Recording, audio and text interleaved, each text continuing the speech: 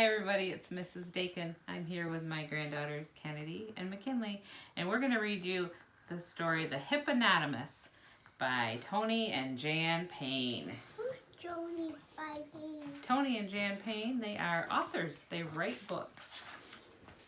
Maybe someday you'll be an author, huh? Ooh, yeah.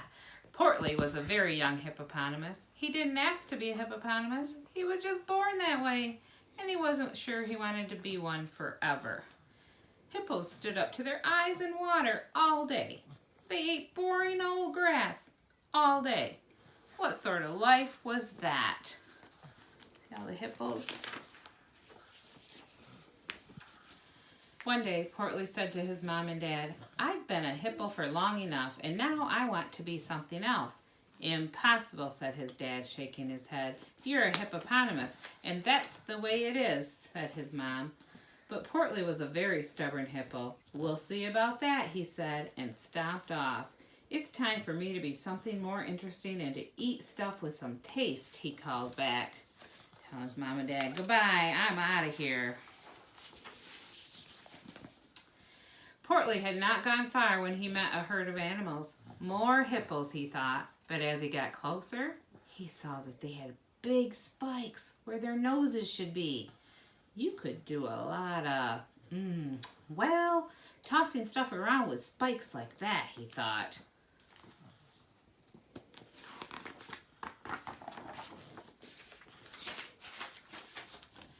"Excuse me," Portly said politely to the nearest animal. "What sort of creature are you?" "I'm a rhinoceros," said the animal through a mouthful of twigs. "Well, I'm going to be a rhino thingy too," said Portly. "But first, I need some spikes. Where'd you get yours?" The rhinoceros laughed. "Well, you could say I got my horns from my mother." "Does she have any more?" asked Portly. "No," said the rhino. "You have to grow your own." "We'll see about that," said the little hippo.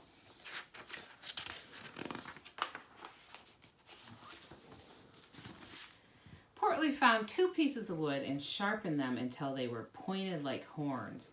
He tied them on his nose, but he couldn't see. He tied them to the sides of his head. He tied them on top of his head. He tied them underneath his chin. No matter what, they just didn't look right. He turned around to ask for some advice, but the rhinos were gone. So Portly continued on his journey with the horns sticking out just anywhere. Nose, side of his head, his chin. I don't see a picture. No picture of his chin. Before long, Portly saw a strange animal hanging upside down from a tree. That looked like fun. "Excuse me," he said. "What sort of creature are you?" "I'm a bat, I think," said the animal. "And you are?" "I'm a hipponoceros, actually," said Portly. "So, what do bats do?" "Yeah, there's the bat."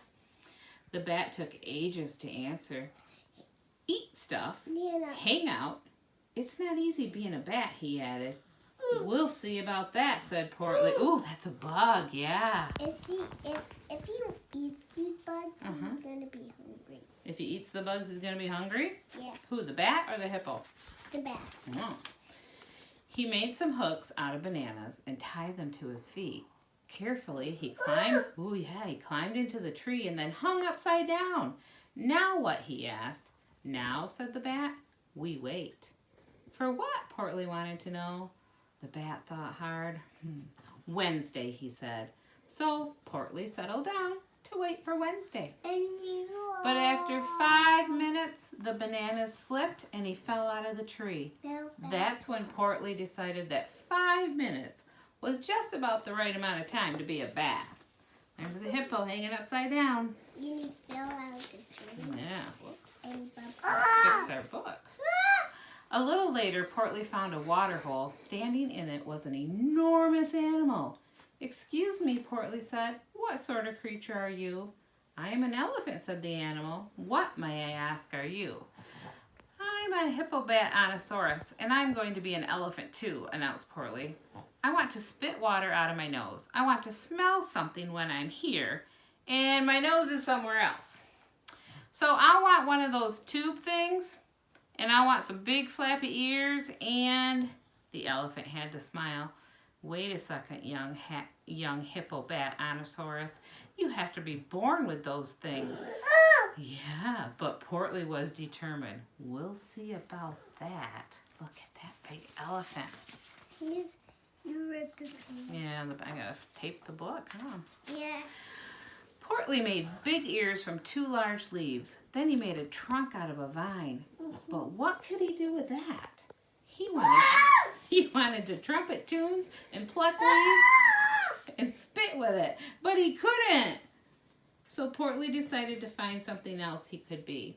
His journey was slow because his horns fell over his eyes, his hooks caught in bushes. He kept tripping over his trunk, and his ears flapped all over the place. By now, Portly was getting a bit bored with all this excitement. He kept thinking about water for some reason.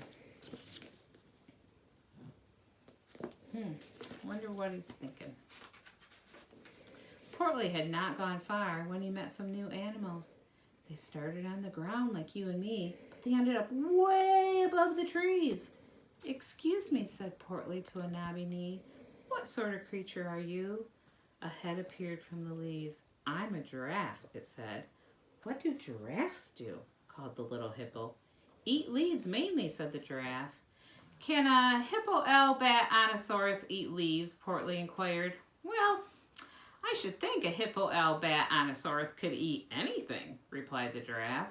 Then I'll be a giraffe, said Portly. But it takes years to grow all the way up here, exclaimed the giraffe. Yeah, we'll see about that, said Portly. That little hippo got something he's thinking about. Uh-oh. Portly made 2 tall stilts out of branches and strapped them to his legs. But it was hard being so high up. Easy. Oops. Uh-oh. Help! He's falling on his stilts. Oh, no. Oh, no. Portly was now as hot and hungry as a hippo can be. I know just what I need, he thought. And Portly started out on the long trail that led back to the river. Oh, he's so hot and he's so hungry. Oh, no. Oh, Portly's mom and dad were standing up to their eyes in water when they saw their son. Excuse me, said Mom, knowing who it was, but was not letting on. What sort of creature are you? I'm a hippopotamosaurus, Portly said proudly. Well, are you hungry? Asked his mom kindly. I'm afraid we only have boring old grass for supper. No. Do hippopotamosaurus eat boring old grass? As a matter of fact, said Portly, they like it more than anything. No. Then come join us, said Dad. Almost done, McKinley. So the young hippopotamus removed his stilts and slid into the river. The water felt wonderful, and the boring old grass tasted better than ever. He did not notice his ears floating away, his trunk sinking, and his hooks and horns falling off. Mom smiled at Portly. Our own little hippo doesn't want to be a hippo anymore, so there's plenty of room for you if you'd like to stay. We're almost done.